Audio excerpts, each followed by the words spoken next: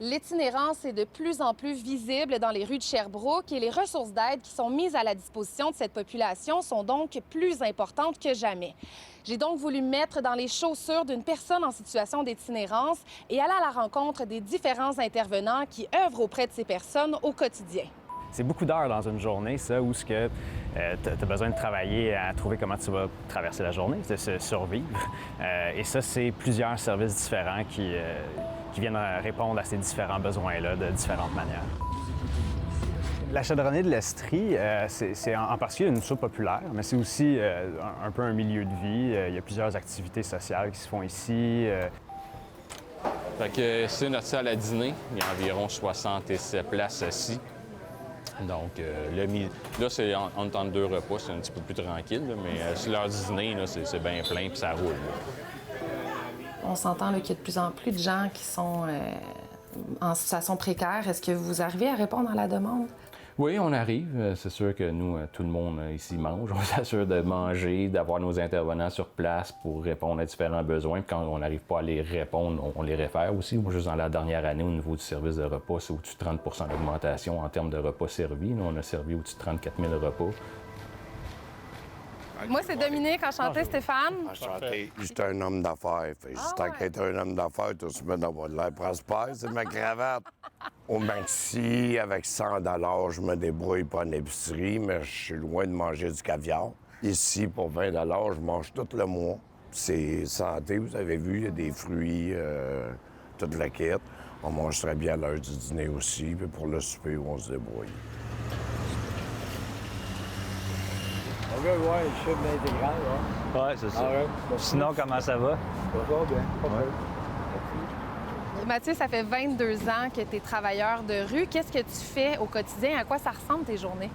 C'est d'aller vers les gens qu'on connaît ou qu'on connaît pas, mais vers les milieux qu'on croit que c'est pertinent que le travail de rue mette les pieds là pour faire soit de la prévention, soit pour intervenir, soit pour, en tout cas, tout le temps dans le but d'améliorer la qualité de vie là, des gens qu'on rencontre. Là.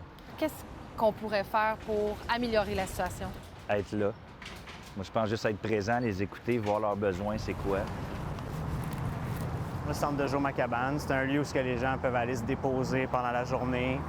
Des fois, il y a des petites collations, des activités, mais c'est surtout juste un endroit de socialisation où tu as accès à des services, ordinateurs.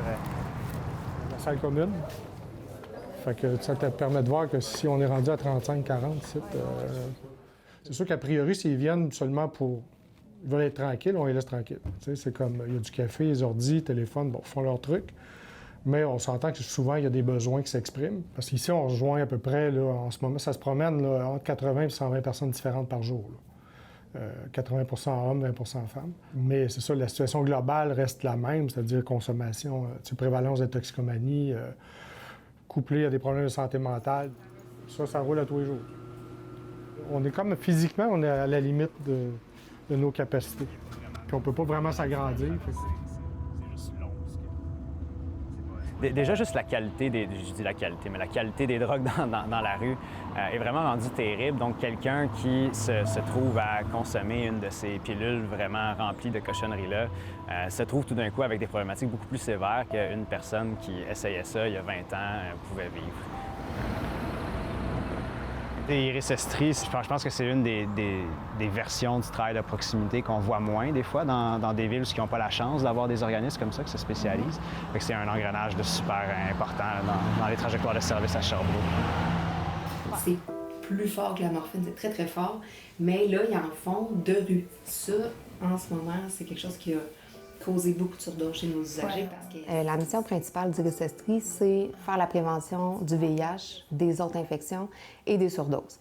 Fait qu'on rencontre une multitude de populations qui sont un petit peu plus à risque en fonction de leur comportement. Fait qu'on parle des gens qui consomment par injection, par inhalation ou par voie nasale, les travailleurs-travailleuses du sexe, les gens de la communauté LGBT. Fait que c'est toutes les personnes qui, de par leur comportement de consommation ou leur habitude, leur comportement sexuel, ont plus de risques au niveau des infections ou des surdoses. Présentement, on est en augmentation là, d'utilisation de cette salle-là. Fait que les gens peuvent venir en soirée quand les autres organismes, là, pour la plupart, sont fermés, peuvent venir consommer ici là, de façon sécuritaire. Il n'y a pas vraiment de gros problèmes à traverser. C'est juste long. En fait, le Partage Saint-François, c'est un organisme qui est quand même assez complet en itinérance, selon moi. On a des plateaux de travail, donc une réinsertion socio-professionnelle. On a un volet réinsertion sociale pour les personnes qui voudraient développer des capacités pour se maintenir en logement. Puis on a aussi le service d'urgence qui est le refuge, où est-ce que moi je travaille, où est-ce que là, tu sais, quelqu'un qui se retrouve momentanément sans logement peut rentrer directement sans avoir besoin de passer par des services d'évaluation ou par le CLSC ou des choses comme ça. Allô? Ici, on a le dortoir des femmes. Puis, on a 2 dortoirs pour les hommes. Donc, ça, comme tu peux voir, là, sont comme plus remplis. On a 26 lits pour hommes.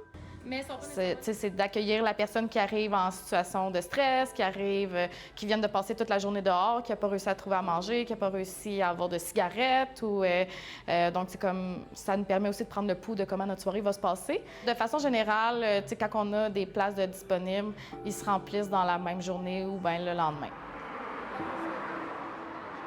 On voit des actions gouvernementales qui vont dans le bon sens. C'est pas de dire qu'on fait rien, mais c'est un peu trop lent pour l'instant et on va pas toujours nécessairement dans les bonnes cibles aussi. On a tendance à agir beaucoup en urgence, en réaction. Alors que qu'est-ce qu'on a besoin, c'est de travailler sur du long terme pour réussir à stabiliser la situation et éventuellement inverser la tendance. Parce que pour l'instant, on met beaucoup de solutions tampons sur le terrain. C'est ça qui est inquiétant.